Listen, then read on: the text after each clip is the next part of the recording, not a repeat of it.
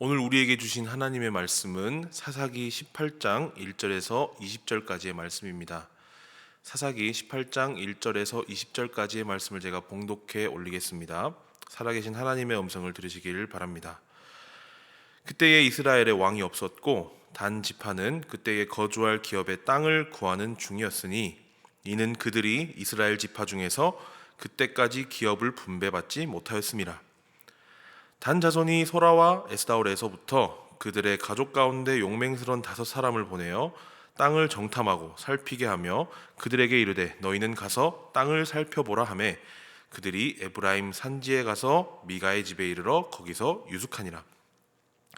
그들이 미가의 집에 있을 때에 그 레위 청년의 음성을 알아듣고 그리로 들어가서 그에게 이르되 누가 너를 이리로 인도하였으며 네가 여기서 무엇을 하며 여기서 무엇을 얻었느냐 하니 그가 그들에게 이르되 미가가 이러이러하게 나를 대접하고 나를 고용하여 나를 자기의 제사장으로 삼았느니라 하니라. 그들이 그에게 이르되 청하건대 우리를 위하여 하나님께 물어보아서 우리가 가는 길이 형통할는지 우리에게 알게 하라 하니 그 제사장이 그들에게 이르되 평안히 가라 너희가 가는 길은 여호와 앞에 있느니라 하니라. 이에 5사람이 떠나 라이스에 이르러 거기 있는 백성을 본즉 염려 없이 거주하며 시돈 사람들이 사는 것처럼 평온하며 안전하니 그 땅에는 부족한 것이 없으며 부를 누리며 시돈 사람들과 거리가 멀고 어떤 사람과도 상종하지 아니함이라. 그들이 소라와 에스다올에 돌아가서 그들의 형제들에게 이르매 형제들이 그들에게 묻되 너희가 보기에 어떠하더냐 하니 이르되 일어나 그들을 치러 올라가자. 우리가 그 땅을 본즉 매우 좋더라. 너희는 가만히 있느냐? 나아가서 그 땅 얻기를 게을리하지 말라. 너희가 가면 평화로운 백성을 만날 것이요 그 땅은 넓고 그곳에는 세상에 있는 것이 하나도 부족함이 없느니라. 하나님이 그 땅을 너희 손에 넘겨주셨느니라 하는지라.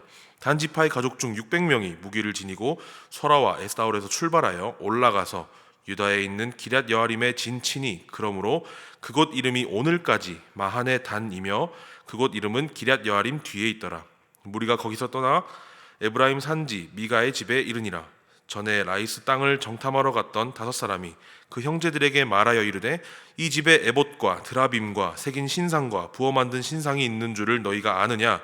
그런즉 이제 너희는 마땅히 행할 것을 생각하라 하고 5사람이 그쪽으로 행하여 그 청년 레위 사람의 집 곧 미가의 집에 이르러 그에게 문안하고 단 자손 600명은 무기를 지니고 문 입구에 서니라. 그 땅을 정탐하러 갔던 5사람이 그리로 들어가서 새긴 신상과 에봇과 드라빔과 부어 만든 신상을 가져갈 때에 그 제사장은 무기를 지닌 600명과 함께 문 입구에 섰더니 그 5사람이 미가의 집에 들어가서 그 새긴 신상과 에봇과 드라빔과 부어 만든 신상을 가지고 나오매 그 제사장이 그들에게 묻되 너희가 무엇을 하느냐 하니 그들이 그에게 이르되 잠잠하라. 내 손을 입에 대라. 우리와 함께 가서 우리의 아버지와 제사장이 되라.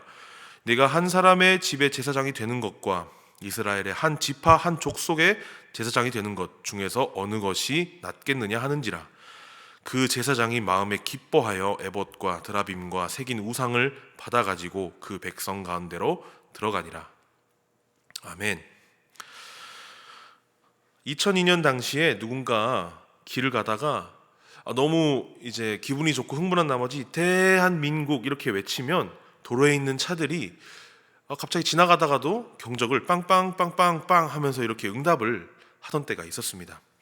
이것처럼 누군가에게 전국을 외치면 자연스럽게 뭐 노래자랑이 나온다던가 저희 세대 사람들에게는 뭐 무한을 외치면은 뭐 도전 이렇게 나온다던가 혹은 뭐 1박을 외치면 뭐 2일이 나온다던가 이렇게 자동으로 앞에 있는 이야기를 하면 뒤에 말들이 들리는 그런 시기들이 있었습니다. 바로 오늘 본문의 첫 시작은 이렇게 시작합니다. 이스라엘에 왕이 없었고.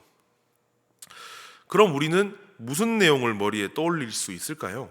바로 자기 소견에 옳은 대로 행했느니라 하는 내용을 자연스럽게 머리에 떠올릴 수 있었을 것입니다. 사사기를 지금까지 읽어왔던 우리는 충분히 유추해낼 수 있는 일들인 것입니다. 오늘 본문은 이미 죄악과 행음이 이 이스라엘 사회에 정착했음을 알려주는 본문입니다. 혹자는 삼손이 마지막 사사라고 주장하기도 하며 또 다른 사람은 사무엘이 마지막 사사라고 주장하기도 합니다.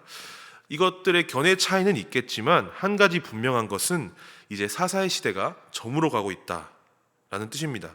이스라엘 백성은 하나님께 기적과 구원을 요청합니다. 하나님께서는 그들의 부르짖음을 들으시고 사사를 들어 그들을 구원하시게 됩니다.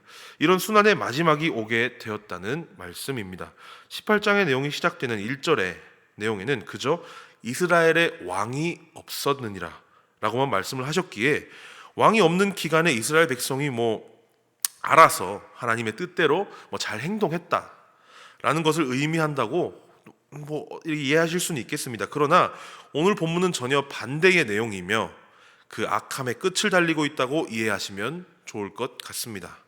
그들에게 왕이 없었기 때문에 마치 자기 소견에 옳은 대로, 즉 자기 마음대로 사는 것이 당연해진, 또 자연스러워진 그런 사회 구조 속에서 이스라엘 백성은 살고 있었다는 것입니다.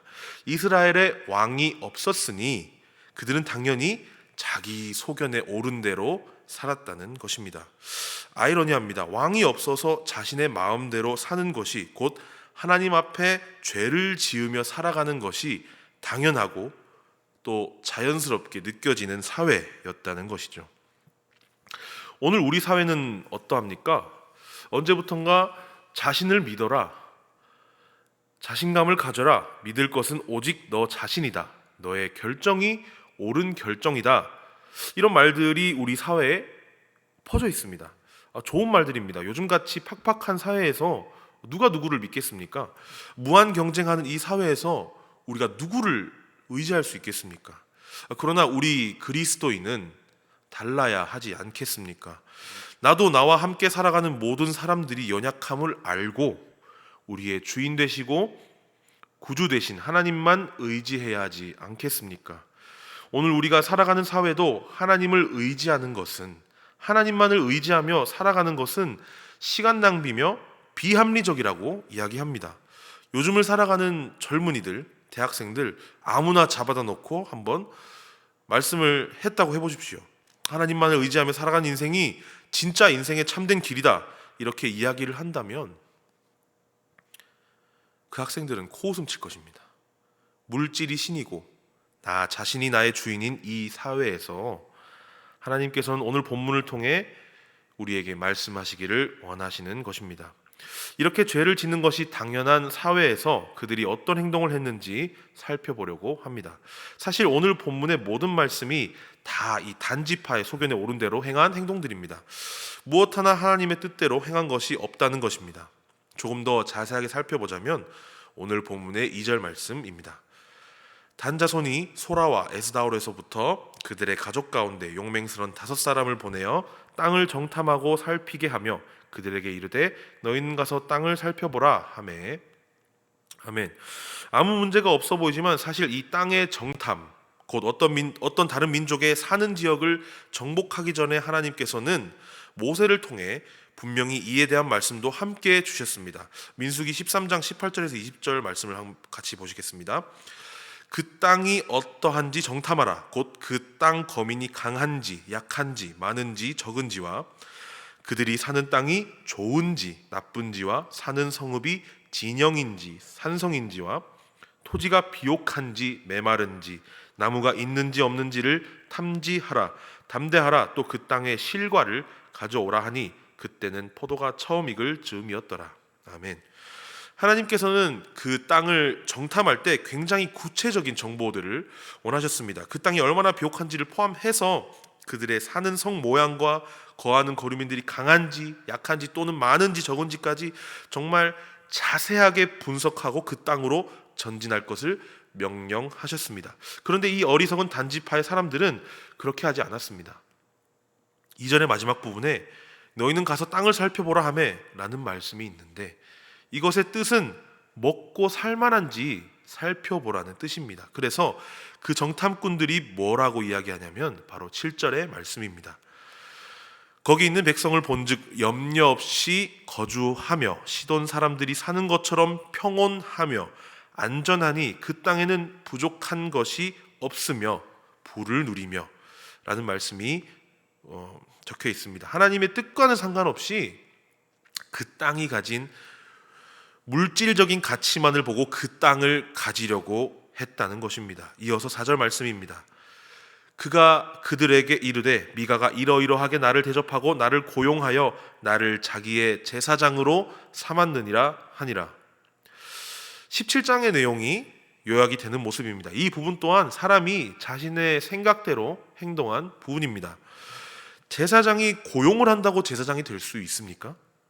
또한 말씀처럼 하나님의 제사장이 아닌 미가 자신의 개인 제사장으로 세울 수 있습니까? 2절 부분과 마찬가지로 하나님의 뜻을 자의적으로 해석하며 물질 중심적인 삶을 살고 있는 부분입니다. 이어서 6절에는 이 제사장이 마치 하나님의 뜻을 대변하는 것처럼 평안히 가라고 정탐꾼들에게 말하고 있습니다. 이뿐이 아닙니다.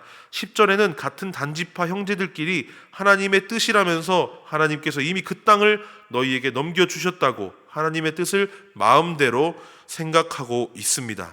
마지막으로 살펴볼 이스라엘의 죄악은 마지막 부분에 드러납니다. 19절 말씀입니다. 그들이 그에게 이르되 잠잠하라, 내 손을 입에 대라, 우리와 함께 가서 우리의 아버지와 제사장이 되라. 네가 한 사람의 집의 제사장이 되는 것과 이스라엘의 한 지파 한 족속의 제사장이 되는 것 중에서 어느 것이 낫겠느냐 하는지라. 이 일의 결과는 어떠했는지 20절까지 함께 읽은 우리는 알고 있습니다. 심지어 그들이 가지고 나온 에봇과 드라빔과 우상들을 가지고 나온 것 그 자체도 하나님을 외면하고 기가 찬 일이지만 이것들을 주인의 허락 없이 또 훔쳐서 가지고 나왔다는 것입니다. 요즘 젊은이들의 말로 참 어질어질합니다. 무엇이 죄인지, 무엇이 하나님 뜻인지, 이것은 왜 하면 안 되는 일인지, 왜 해야 하는 일인지 전혀 구분이 안 되는 상황입니다. 그들이 이렇게 죄를 자연스럽게 받아들이고 행동한 이유는 바로 그들에게는 왕이 없었기 때문입니다. 하나님께서 왕이심에도 불구하고 그의 말씀과 그의 뜻을 따르기만 하면, 믿기만 하면 약속의 땅으로 인도하여 주셨을 것을 이스라엘 백성은 그 왕의 자리를 없는 자리로 만들어 버렸습니다. 하나님을 그들의 왕으로 모시지 않았습니다. 오늘 우리가 살아가는 사회도 마찬가지입니다. 자신이 원하는 대로 또 물질을 따라 살아가는 것이 누가 나쁘다고 이야기할 수 있습니까? 자신이 원하지 않는 삶을 산 것에 대한 책임은 누가 질 것이냐고, 굶어 죽는 것보다 낫지 않겠냐고 비판을 하는 소리가 들려오기 마련입니다. 그러나 우리에게는 우리가 원하는 삶을 사는 것보다, 부귀 영화를 누리는 것보다 더 소중한 하나님이 있습니다. 자신의 자아 성취나 직업 혹은 생산활동을 중지하라는 뜻이 아닙니다. 그건 모두 하나님의 뜻대로 이루어져야 한다는 뜻입니다. 하나님께 그것들을 구하고 매 순간 하나님의 뜻을 구하는 삶이 하나님께서 우리에게 원하시는 삶입니다. 우리의 삶에 중요한 우리의 진로, 직업, 자아 성취가, 그리고 물질이, 돈이, 재물이 하나님의 뜻보다 앞서서는 안 된다는 것입니다. 우리는 분명하게 우리 삶의 왕이, 주인이 하나님 한 분이심을 고백할 수 있어야 합니다. 말씀을 정리하겠습니다. 오늘 본문의 단지파는 하나님 앞에 죄악을 짓는 것이 자연스러운 그런 사회 속에서 묘사되고 있습니다. 그 이유는 하나님이 그들의 왕이 아니었기 때문이고, 그들은 그들 소견에 옳은 대로 행동했기 때문입니다. 하나님의 뜻을 구하고 하나님의 뜻대로 살기보다는 눈앞의 이익과 부를 향해 움직이는 그들을 보시고 하나님께서는 나는 그들의 왕이 아니다 라고 말씀을 하고 계신 것입니다. 현재를 살아가는 우리에게 진로와 직업, 자아 성취는 정말 중요한 것입니다. 또 돈과 물질 또한 우리 삶에서 없어서는 안 될 것들입니다. 그러나 그것이 수단이 되지 않고 그것이 목적으로서 우리의 삶에 자리할 때에 우리는 우리 소견대로 살아가는 것이며 하나님을 왕으로 모시지 않고 사는 것입니다. 사랑하는 성도 여러분, 하나님이 우리의 주인으로 계시지 않는 삶은 목적을 잃은 삶입니다. 우리 삶의 중요한 여러 요소들이 우리 삶을 좌지우지하고 방향을 결정할 것만 같지만 결코 그렇지 않습니다. 우리 삶의 중요한 목적은 바로 하나님이시며 하나님께서 우리의 주인 되시는, 왕 되시는 그런 삶입니다. 오늘 본문을 통해 대림절 기간 동안 하나님이 오심을, 예수님이 이 땅에 오심을 기다리며 우리의 왕 되신 예수 그리스도의 오심 또한 우리 마음속에 기대하며 한 주를 살아가실 수 있기를 주님의 이름으로 소망합니다. 기도하겠습니다. 사랑의 주님, 감사합니다. 하나님을 우리 인생의 왕으로, 주인으로 고백하며 살지 못한 우리의 인생을 용서하여 주시옵소서. 이미 죄악된 세상을 살아가는 우리에게 이것이 죄인지 구별할 수 있는 능력이 없사오니 연약한 우리를 불쌍히 여겨 주시옵소서. 말씀을 통해 하나님을 왕으로 모시고 살아갈 수 있도록 우리에게 능력을 더하여 주시옵소서. 한 주간 코로나로부터 안전하게 하시고 건강한 모습으로 주님 안에서 살아갈 수 있도록 인도하여 주시옵소서. 우리 삶의 진정한 왕이신 예수 그리스도의 이름으로 기도드립니다. 아멘.